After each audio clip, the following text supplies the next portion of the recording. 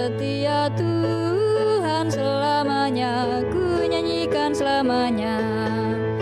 Ku tuturkan tak jemu kasih setiamu Tuhan, ku tuturkan tak jemu kasih setiamu turun-temurun, ku nyanyikan kasih setia Tuhan selamanya, selamanya.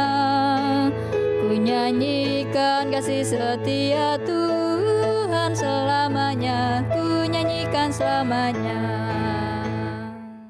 Selamat petang teman-teman, kita bertemu lagi dalam persekutuan Kompare pada petang malam hari ini, yang pada saat ini kita akan belajar tentang atau belajar dari kitab Amsal pasal 1 ayat 1 sampai dengan 7. Amsal 1 ayat 1 sampai dengan 7, demikian firman Tuhan. Amsal-amsal Salomo bin Daud, Raja Israel, untuk mengetahui hikmat dan didikan, untuk mengerti kata-kata yang bermakna, untuk menerima didikan yang menjadikan pandai, serta kebenaran, keadilan, dan kejujuran, untuk memberikan kecerdasan kepada orang yang tak berpengalaman, dan pengetahuan serta kebijaksanaan kepada orang muda. Baiklah orang bijak mendengar dan menambah ilmu, dan baiklah orang yang berpengertian memperoleh bahan pertimbangan, untuk mengerti amsal dan ibarat, perkataan dan teka-teki orang bijak. Takut akan Tuhan adalah permulaan pengetahuan, tetapi orang bodoh menghina hikmat dan didikan. Teman-teman, banyak orang, terutama orang ateis, seringkali mengatakan bahwa Tuhan itu tidak ada, dan mengajak berargumen dengan logika dan fakta fisik. Misal, kita diminta untuk menunjukkan di mana Tuhan, bentuknya seperti apa. Seperti itu, mereka menggunakan ilmu pengetahuan untuk membuktikan dan meyakinkan kita bahwa Tuhan itu tidak ada. Namun, sebaliknya ada juga para tokoh agama, dalam ini pendeta, pengkhotbah, dan sebagainya, sering menganggap bahwa ilmu pengetahuan itu mengganggu iman kita kepada Tuhan. Sehingga seringkali mereka berbicara tentang penolakan terhadap ilmu pengetahuan. Bahkan cenderung mereka mengharamkan ilmu pengetahuan karena menganggap bahwa ilmu pengetahuan ini akan mengganggu iman seseorang kepada Tuhan. Sehingga ilmu pengetahuan dianggap musuh karena akan merusak iman seorang kepada Tuhan. Sering terjadi perdebatan, perbincangan yang bertolak belakang, yang mempertentangkan antara iman dan ilmu pengetahuan. Beberapa bilang bahwa pemikiran ilmu dengan iman ini tidak dapat berjalan bersama. Sedangkan iman yang berbicara tentang keyakinan yang bersifat abstrak, namun akan dipertentangkan dengan ilmu pengetahuan yang berbicara tentang fakta dan logika. Memang tidak akan ada titik temu ketika kita mengadu dua hal itu, antara ketika kita melihat sudut pandang iman dari ilmu pengetahuan atau sebaliknya memang susah. Tidak akan ada titik temu yang akan membuat kedua hal ini bisa bertemu, begitu ya. Namun jika kita melihat dari sisi penulis Amsal tadi, penulis Amsal di atas melihat bahwa pengetahuan dilihat bukan dari sesuatu yang haram. Dan mungkin di Amsal ini tidak menganggap bahwa ilmu pengetahuan itu patut disingkirkan atau setidaknya diletakkan jauh-jauh dari iman. Yang menarik adalah penulis Amsal justru menstimulus atau merangsang orang untuk memiliki pengetahuan. Pengetahuan bagi pengamsal bukan barang haram. Sebaliknya justru suatu keharusan. Tak sedikit pun penulis Amsal coba mengonfrontasikan antara ilmu pengetahuan dan iman.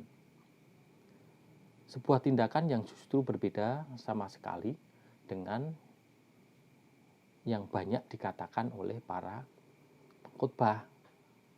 Ini bukan pengkhotbah atau pendeta di GKI ya, mungkin ada beberapa yang kerap mengonfrontasikan iman dengan ilmu pengetahuan.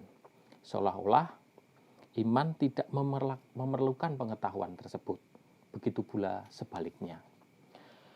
Pengetahuan memang tidak boleh menggantikan iman, tetapi bukan berarti mengonfrontasikan keduanya adalah tindakan yang benar. Sebab kesejatian sebuah pengetahuan tidak ada, karena pengetahuan selalu berkembang. Seolah-olah iman tidak memerlukan pengetahuan ya, tapi ini tidak benar. Jadi yang benar adalah kesejatian sebuah pengetahuan tidak ada karena pengetahuan selalu berkembang dan tidak akan salah jika dibangun di atas hal yang benar atau dasar yang benar. Dasar yang benar itu apa? Ya iman itu sendiri, iman kepada Allah. Jadi boleh dikatakan seperti yang di ayat 7 tadi dikatakan, takut dan hormat akan Tuhan adalah permulaan pengetahuan. Jadi Alkitab mengatakan kepada kita bahwa pengetahuan itu penting asalkan diawali dari atau didasari dari pengertian atau iman kita, sikap hormat tunduk akan Tuhan. Jadi memang kitab Amsal ini mengatakan demikian, sehingga kita terhadap pengetahuan itu tidak boleh asal-asalan, harus benar-benar penuh kebijaksanaan, perlu utuh dan perlu tepat dalam menyikapi suatu yang seharusnya, sehingga orang tidak terjebak dalam pemikiran yang salah kaprah dalam menyikapi apa itu pengetahuan. Pengetahuan sesungguhnya berasal dari Allah. Itulah fakta pertama yang harus kita yakini, yang tidak terelakkan. Tidak ada hal apapun di seluruh jagat raya ini yang tidak berasal dari Dia.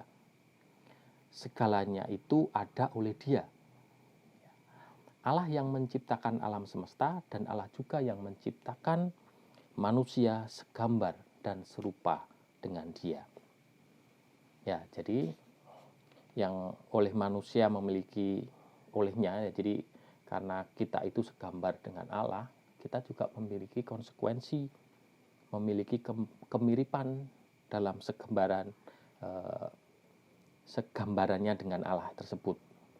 Salah satunya adalah kemampuan Allah untuk berpikir, kemampuan untuk memiliki pengetahuan. Karena Allah sendiri sumber pengetahuan, sehingga kita juga harus memiliki pengetahuan tersebut. Jika manusia tidak dapat berpikir, tentu Allah tidak akan memberikan ketetapan-ketetapan kepada manusia, karena tidak mungkin manusia akan mengerti tentang ketetapan-ketetapan Allah itu kalau manusia tidak memiliki pengetahuan atau tidak bisa berpikir. Akan sia-sia. Jika manusia tidak berpengetahuan, maka dikasih tahu apapun, ya tidak tahu.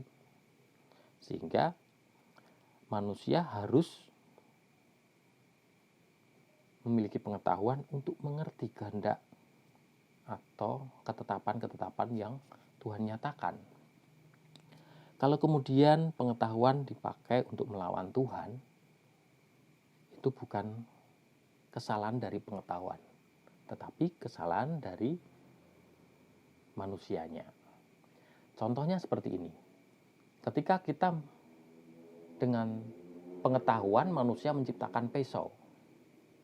Pisau ini ketika digunakan dengan benar, dia untuk masak, untuk motong daging, untuk motong bumbu dan sebagainya akan berguna dalam kehidupan kita. Tetapi ketika pisau ini dipakai untuk membunuh orang, bukan pisaunya yang membunuh kan, tetapi orang yang menggunakan pisau ini yang membunuh. Sehingga bukan pengetahuannya, tetapi memang niat dari orang. Energi nuklir misalkan.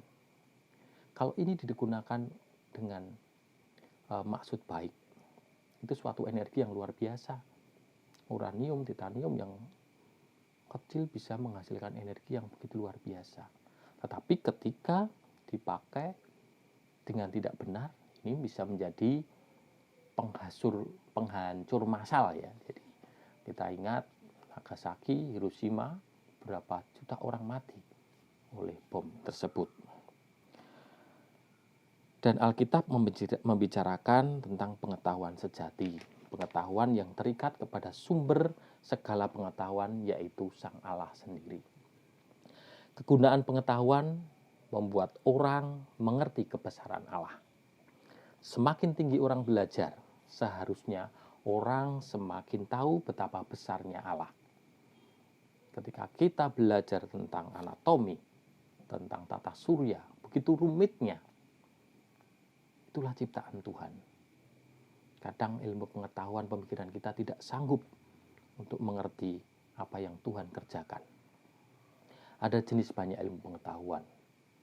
Ada ekonomi, sosial, eksak, banyak sekali. Dan semuanya itu bila digunakan dengan benar akan membantu kehidupan manusia.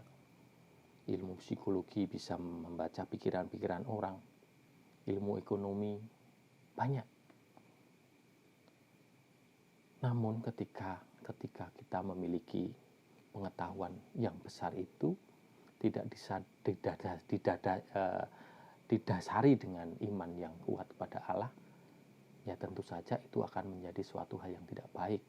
Misalkan ketika orang belajar tentang hukum, dia menjadi ahli hukum, tetapi ketika dia pergunakan pengetahuannya ini, keahliannya ini untuk mengelabui orang, untuk menggunakan hukum untuk kepentingan pribadi, ya tidak akan baik jadinya.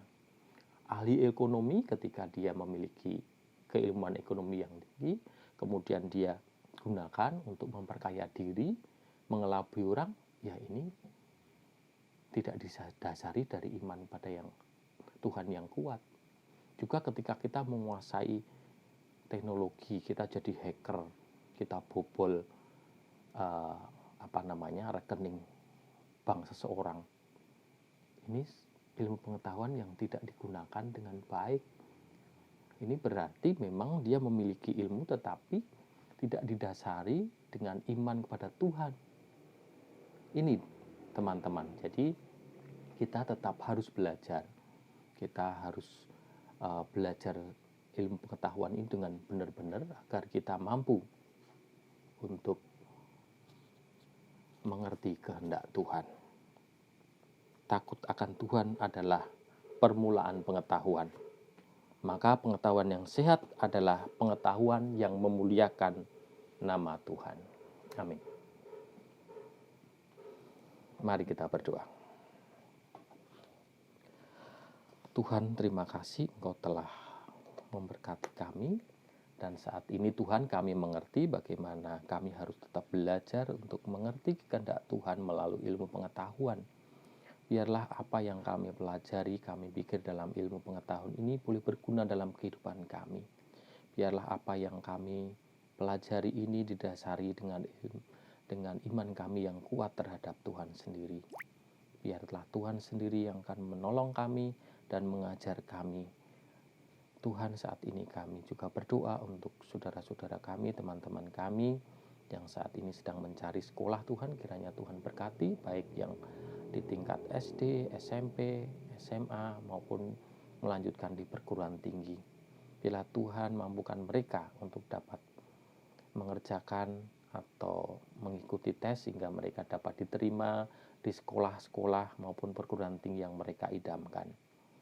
Juga berkati teman-teman kami ini Tuhan dengan kesehatan, agar mereka juga dapat sehat, dapat melakukan pekerjaan-pekerjaan lain, pelayanan dan sebagainya.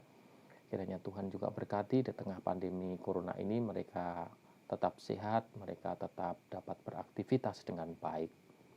Kami sadar Tuhan, begitu banyak kesalahan dan dosa kami, kiranya Tuhan juga ampuni. Kami serahkan Tuhan hidup kami, pergumulan kami, baik dari tingkat dunia dalam menghadapi virus corona, di pemerintahan, khususnya di pemerintahan Indonesia, Engkau berkati para pemimpin negara kami, di kota kami maupun di pelayanan kami di GKI Kabangan Tuhan. Biarlah Tuhan sendiri menyatakan hidup kami dengan baik sesuai dengan kehendak Tuhan. Dalam nama Tuhan kami Yesus Kristus kami berdoa. Amin. Selamat malam.